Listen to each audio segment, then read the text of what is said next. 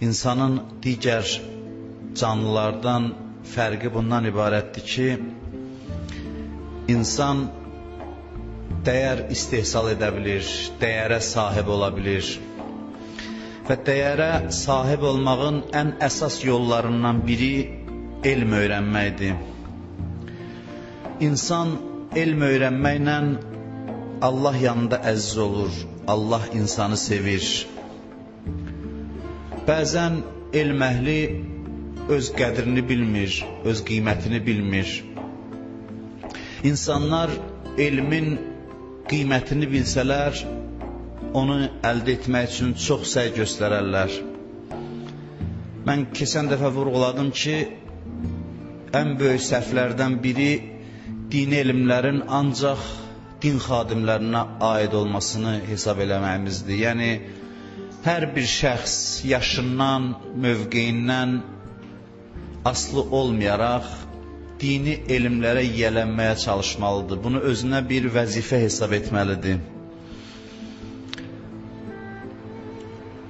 Elm insan üçün ən böyük dəyərlərdən biridir. Allah bizi, bütün müsəlmanları elm öyrənməyə dəvət edir və buyurur ki, elmlə məşğul olan insanlar başqa şeyin dərdini çəkməsinlər. Onların ruzularına mən zəmanət verirəm. Mən zaminəm onlara ruzu yetirməyə. Nadir hallarda ola bilər ki, elm əhli fəqirlikdə yaşasın, o da onun elm əhli olmasına bağlı olmur. Bəzən Allahın xüsusi imtihanları var, o iş adamına da aid ola bilər, digər sahədə olan insanlara da. Elm heç zaman insanı ruzidən məhrum etməz. O fəqir alimlər ki, görürsünüz, olur bəzən, onların bəzilərində Allahın imtihanı olursa, bəziləri özləri bu yolu seçirlər. Mən oxuyurdum, Ayətullah Haqşinas deyir, hər axşam namazdan sonra Vaqiə surəsi oxuyurdum. Gördüm ki, hər yandan ruzi ələnir başıma, yəni həddən artıq çox oldu deyə Vaqiə surəsini oxumağı saxladım. Yəni, bizim can attığımız bir şeyi görürsən ki, bəzi alimlər var ki, onu qəbul eləmək istəmir. Görür ki, izafidir, lazım olduğundan artıqdır. Elm əhlinin ruzisi təmin olunur. Elm əhli, hədisdə var, ayaqlarını mələklərin qanadlarına qoyur. Elm əhlini Allah sevir. Bunları ilk növbədə sizlər dəyərləndirməlisiniz və xüsusilə də elmlə məşğul olan insanlar öz qədir qiymətlərini bilməlidirlər. Elmin mənəviyyatını hiss eləməyimiz lazımdır. Elmlə məşğul olan adam elmin verdiyi mənəviyyatı dərk eləməlidir. İnsan əgər elmi oxumaqda diqqətli olarsa, diqqət edərsə, çox mənəviyyat əldə eləyər elmdən.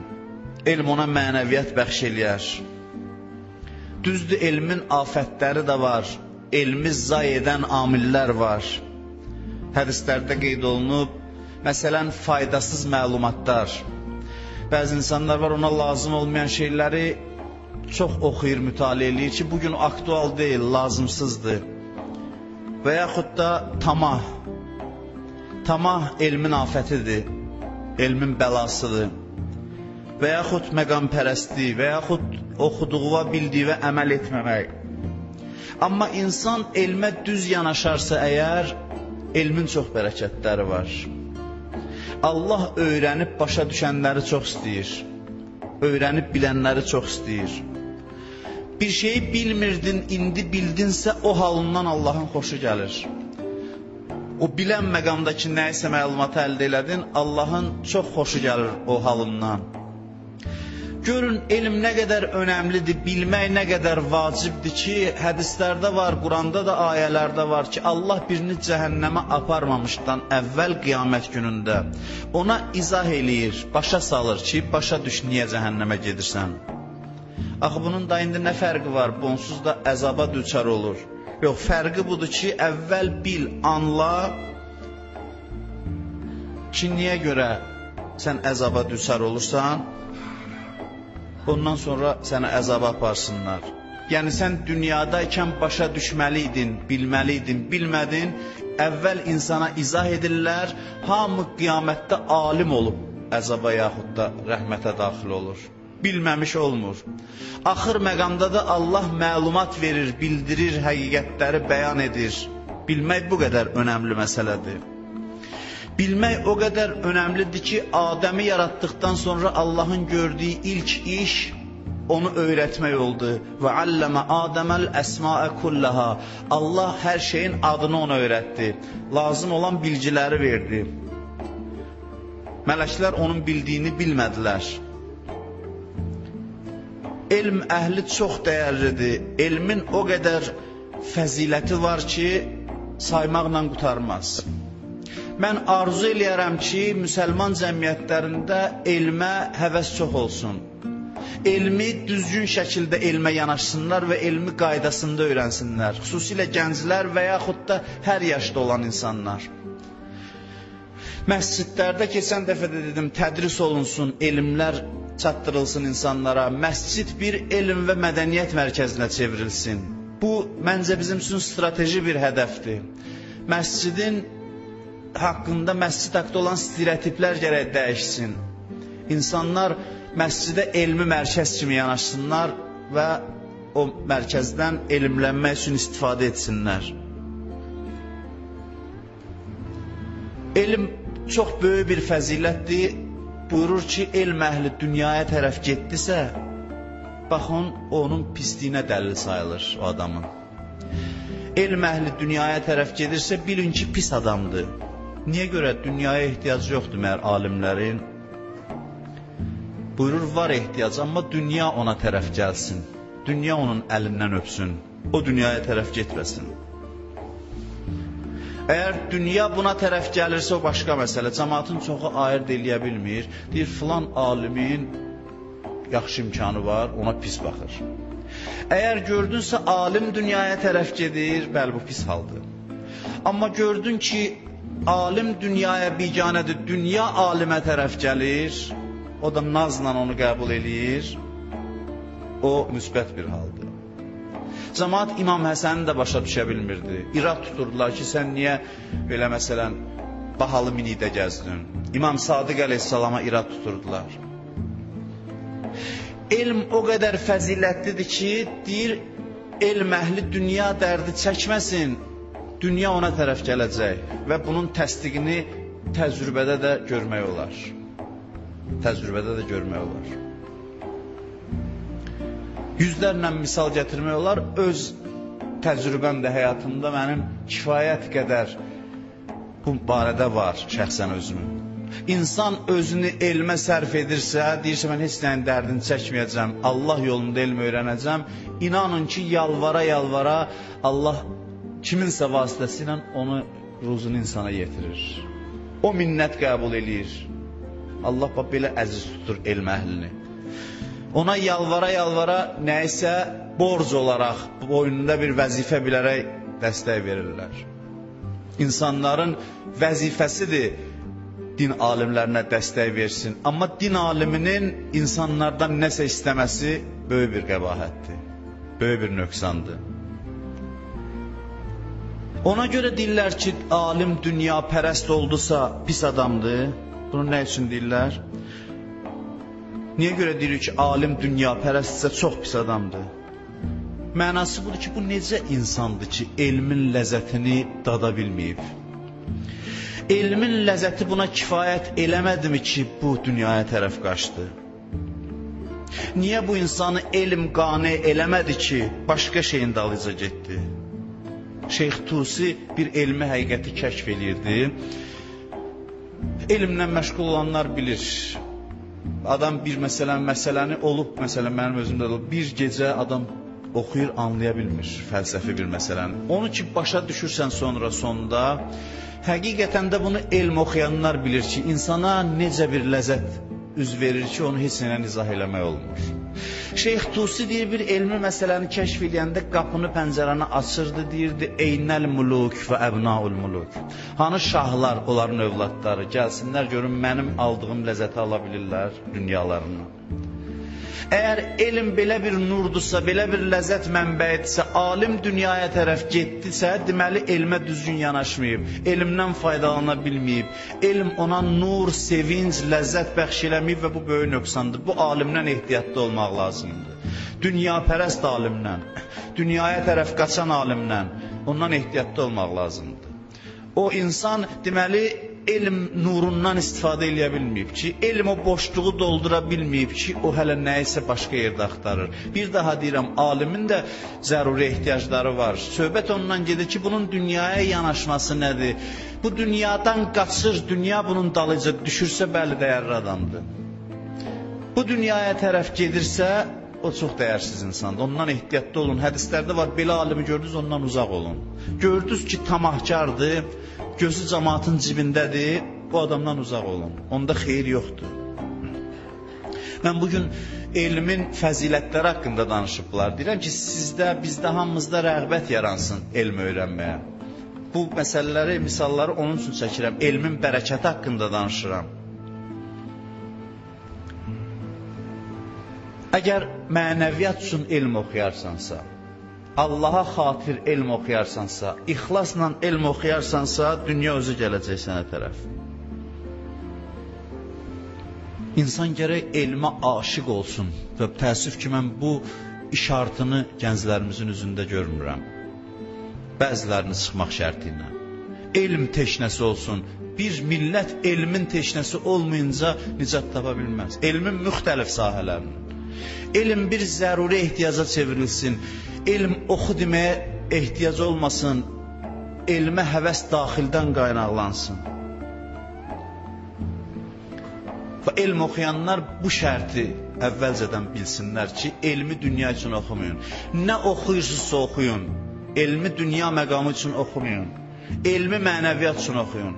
Təəssüf ki, o qədər, belə deyək, maddi mənfəətin önəmli olduğu bir dünyada yaşayırıq ki, elmi də bugün maddi motivasiya ilə oxuyurlar, maddi mənfəətə çatmaq üçün oxuyurlar. Gənclərin çoxu oxuyur ki, getsin sonra pul qazansın, getsin sonra hansısa mövqe əldə eləsin. Sən onun üçün oxuma, sən oxu Allah üçün, mənəviyyat üçün, o məqam onsuz da gələcək də, onsuz da onlar öz axarı ilə gələcək sənə tərəf. Məqsədi elmin dünya olanda elmə zülm olunur. Çünki dünya elmdən aşağı bir şeydir.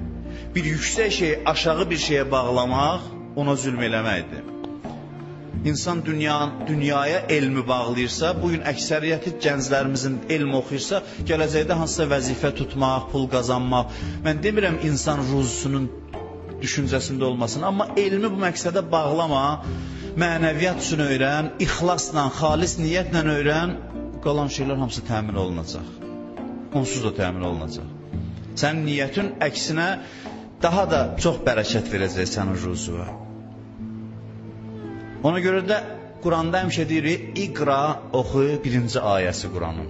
İqra oxu, Bismi Rabbikəl-ləzi xələq. Davamına fikir vermək lazımdır. Allahın adıyla oxu.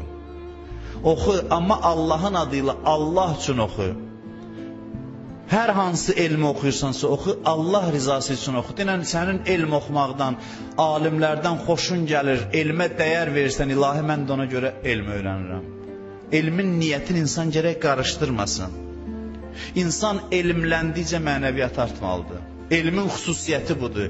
Elm insanın təvazökarlığını artırır. Elm insanın təvazökarlığını artırır. Elm oxuduqca insan bilir ki, nə qədər az bilir. Bildikcə az bildiyini başa düşür. Axırda başa düşür ki, heç nə bilmir. Elm bu nəticəyə gətirmədisə, o xeyirli elm deyil. Bir adam oxuduqca öz cahilliyini anlamadısa, daha da qürurlandısa, o düzgün istifadə eləməyib elmdən. Alimlərin çoxu deyir ki, bildikcə daha da cahilliyimi anladım. Bilməyən adam 2 dənə hərf öyrənir, elə bilir ki, alimdir. Amma alim elmin dərinliklərinə baş vurur, görür mənim nə qədər bilmədiyim şeylər var. Bildiyim, bilmədiyimin müqabilində zərrədir. Ayətullah Həsənzadə Amilinin bir duası var idi. Adam eşitsə qıraqdan başa düşməz ki, bu nə deyir. alimdir, fəqihdir, filosofdur, dərin alimlərimizdən, böyük alimlərimizdən biridir. Dualarında deyir ki, özüm oxumuşam kitabında, deyir ki, ilahi cahilliyimi artır. Adam başa düşməz ki, alimdir, bu nə dua edir? Adam cahillikdən qaçmalıdır, bu deyir, cahilliyimi artır, nadanlığımı artır. Onu demək istəyir ki, bildikcə bilmədiyimi başa düşün. Bildikcə təvazökar olun, bildikcə anlayım ki, heç nə bilmirəm. Heç nə bilmədiyimi başa düşün. Çünki nəsə bilirəm desəm, ziyan eləmişəm. Elmin mənə faydası olmuyor. İrham abdəkəl cahil. İmamlar alnını səcdəyə qoydu, deyir, ilahi, cahil bəndəvə rəhm elə. İnsan nə zaman öz acizliyini anlayır, çox biləndə, bildikcə elminin məhdud olduğunu başa düşür. Elm dəryasına baş vur, onda başa düşürsən ki, sən heç də bilmirsən. Bir alim minbərdə oturmuşdu, bir xanım sual verdi ki, filan şey necə, dedi, bilmirəm. Dedi, bilmirsənsə, niyə minbərdə çıxıb oturmuşsan? Deyir, bu 3 pilləyin üstündəki oturmuşam, bu bildiyim qədərdir. Bildiyim elə bu qədərdir. Bilmədiyimlə minbər düzəltsələr, gərək göylərə çıxım. Əgər bilmədiyim qədər o minbəri düzəltsəydilər. Doğrudan da elm bir nurdur, mənəviyyat gətirir, insanı Allah müqabilində təvazökar eləyir. Elm oxuduqca insan təkəbbürdən azad olur. Elmin bu xüsusiyyətləri var. Bilməyəndə elə bilir ki, nəsə bilir, bildikcə başa düşür ki, heç nə bilmir. Ona görə deyir ki, İnnəmə yaxşəllah min ibadihil uləma. Allah Quranda buyurur ki, Allahdan insanlar içində, bəndələr içində daha çox qorxanlar alimlərdir. Burada qorxu sözünü xuşu sözü ilə işlədir. Yəni təvazökarlıqla qarışmış bir qorxu. Təvazökarlıqla qaynaqlanan qorxu. Amma bəziləri elm oxuyur, başını daha da diş tutur. Məğrur gəzir. Xüsusilə indi görürəm, məsələn, bir gənc oğlandır, 5 dənə hədis oxuyub, oturub elə danışır ki, məsələn, ən böyük filosoflara iradlar tutur, filan kəsin sözü mənim ağlıma batmır, filan. Bu, elmin gətirdiyi mənasız qürurdur, yersiz qürurdur. Əgər elm oxuyursa, insanın başı diş dayanırsa, o nəyəsə düz deyil. Elm təvazökarlıq gətirməlidir. Elm oxuduqca baş aşağı dikilməlidir. Görürsən, elm əhlidir, başlayır, məsələn, əzadarlıq məclisinə gəlmir. Hətta din elmi oxuyanları görmüşəm ki, məsələn, İmam Hüseyin əzasına da bu bir cür, başqa cür yanaşır. Və yaxud da gələr, görürsən ki, məsələn, bu güya, məsələn, göz yaşı tökməyə özünə rəva bilmir, bu, daha alim olub, bu, hər sözə göz yaşı tökməz. Demirəm, yalancı sözü ağlasın, söhbət ondan getmir. Amma bu artıq münasibəti çox məsələyə dəyişib. Bir lətifədir, bilmirəm, olan hadisədir. Deyir, bir məddah var idi, Rozaxan, İmam Hüseyin rozası oxuydu, gözü də görmürdü. Deyir, məclis qutarandan sonra dedi ki, deyəsən, burada oturanlar alimlər idi. Dedi, niyə? Dedi, çünki heç ağlayan da olmadı, salavat deyən də. Mən nə qədər oxudum, ağlamadılar, ağlayan yox. İndi bu lətifədir, ya qeyri, amma hər halda insan elmi oxuduqca qəlbi daha da riqqətə gəlməlidir. Ən çox Allah dərgahına nalə edən alimlər olmalıdır. Ən çox İmam Hüseyin əzasına, belə deyək, mənəvi münasibətlə yanaşan insanlar alimlər olmalıdır. Alimin elmi onun qəlbini riqqətə gətirməlidir, qəlbini incətməlidir. Ona görə, yəni elm burada bir səcdə kimidir. Necə səcdədə adam əyilir, öz naçizliyini etiraf eləyir, elmdə belə bir xüsusiyyətə malikdir. Oxuduqca adam bilir ki, nə qədər mən acizəm. Ona görə Allah alimin mürəkkəbinə dəyər verir. Midadul uləma əfzəl min dimai şühəda. Alimin mürəkkəbi şəhidin qanından üstündür. Bu qəribə bir hədisdir. Yəni elm zatən dəyərdir, mahiyyət etibarı ilə dəyərdir. Elm paklayan bir amildir. Qiyamət günü alimlərin xüsusi məqamları var Allahın yanında. İnsanın elmi artdıqca Allahın qüdrətini başa düşür və başlayır Allahdan qorxmağa. Bu qorxu uşağın qorxusu deyil ki, məsələn, uşaq ata-anasının cəza verməsindən qorxur. Alimin qorxusu Allahın məqamının əzəməti müqabilində olan təvazökarlıqdır. Qorxu buna deyirlər. Alim Allahdan necə qorxur? Məqamın aliliyini dərk eləyir, təvazökar halı, bax o qorxu ona deyilir. Yaxşı Allah bu deməkdir. Alimlər qorxar, bu mənadadır, bu anlamdadır. Elmin bax bu cür müsbət xüsusiyyətləri var. Çalışın, həmişə sualınız olsun. Sualın varsa Allahın xoşu gəlir. Niyə bu belədir? Bax bu sual yaxşı haldır. Sual budur ki, yəni mən bilmək istəyirəm. Sual bu deməkdir. Yəni mən elm istəyirəm. Allahın da xoşu gəlir bu haldan. Çox dəyərli haldır. İnsan nəyisə bilmək istəyirsə. Dünyapərəst adamları görmüsünüz, heç nəyi bilmək istəmir. Məsələn, oturarsan bir yerdə bir elmi söhbət edirsən, deyərsən Allah var, başqa şey danışır. Mənfəətpərəst adamlar çox vaxt o hissi hisslərini öldürüb, bilmirəm, qəribə bir bağlılıq var dünya ilə elm arasında. Mənfəətpərəst insanların çox zaman nəyisə bilməyə həvəsi olmur. Bilməyi arzulamaq istəyini hisslərini öldürürlər. Əbu Reyhan Biruni can verirdi. Əbu Reyhan Biruni dahidir. Dahi alimlərimizdəndir. Bəşəriyyətin tarixində öz sözünü demiş alimlərimizdəndir. Elmin müxtəlif sahələrində fövqəladə bacarığı olan, müvəffəqiyyət əldə eləmiş. Bəşəriyyət tarixində yenə deyirəm, dahi hesab olunan alimlərdən biri Əbu Reyhan Birunidir. Deyir, can verirdi, qonşuluğunda da bir fəqih yaşayırdı, yəni şəriət alimi. Bu özü şəriət alimi deyildi, bir çox elm sahələrində yüksək səviyyədə olan alim idi. O fəqih deyir, mən bunun başının üstünə gəldim, bu can verir. Can verəndə məni gördü, məndən şəriət məsələsi soruşdu, irslə bağlı, ona aid olmayan məsələ. Yəni bu can verir. İrs məsələsi özdəki, yəni vəsiyyət, yəni öz irsi ilə bağlı gördüm. Mən bunu başa düşdüm ki, bu elmi bir mətləb soruşur. Mən dedim ki, bu nə vaxtın sual soruşmağıdır? Can verirsən indi sən, can verirsən demədim, dedim belə bir vəziyyətdə. Dedi ki, bilib ölsəm yaxşıdır, bilməyib ölsəm. Dedim, əlbəttə bilib ölsən yaxşıdır. Deyir, onda sualıma cavab ver. Sualını cavablandırdım, deyir, evimə çatmışdım, qonşuda yaşayırdım. Evimə çatanda gördüm, evlərindən ağlamaq səsi ucaldı, gördüm, dünyasını dəyişdi. Yəni, insan bu qədər elmin teşnəsi olsun ki, son nəfəsinə qədər nəyisə bilməyə arzulasın. Bax, bu insanlar dəyərli adamlardır. Bu insanlar qiymətli insanlardır. O insanlar ki, öyrənməyi arzulayır, öyrənir, onların ruhunda bir təvazökarlıq var. Bir mənəviyyət var. Ona görə Əleyhisselam buyurur ki, qulaqlarınızı faydalı elmlərə vəqf eləyin. Vəqf bilirsiniz nədir? Məscidə bir şey qoyurlar, deyirlər bu məscidə vəqfdir, bunu başqa yerə aparmaq haramdır. Bir adam möhrü gətirə məscidə vəqf eləyə, onu buradan çıxartmağa icazə vermirlər. Yəni aparsınlar başqa məsciddə namaz qılmağa yox. Bir şey məscidə vəqf olundusa ona aiddir. Deyir, qulaqlarınızı faydalı elmlərə vəqf eləyin. Yəni bundan başqa heç yerdə qulağınızdan istifadə eləməyin. Vəqf olsun ancaq faydalı elmlər üçün. Mən hədisi biraz qeyri-dəqiq dedim. Edin demir, Həmmam xutbəsindədir bu. Təqvalıların xüsusiyyətini sayır, buyurur, qulaqlarını faydalı elmlərə vəqf edərlər. Yəni bu təqvalıların xüsusiyyətidir. Elm o qədər faydalıdır ki, Allahın hədisdə var ki, insanlar iki dəstədir. İnsanlar iki dəstədir. Ya bilənlər, öyrədənlər, ya da bilməyib öyrənənlər. Qalanlarında fayda yoxdur.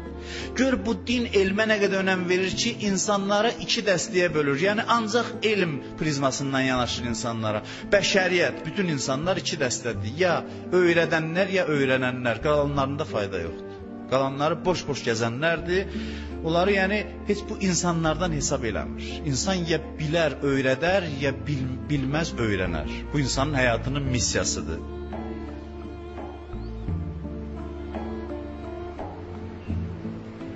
Bu din bu qədər elmə dəyər verir. Bizim dinimiz, İslam dini.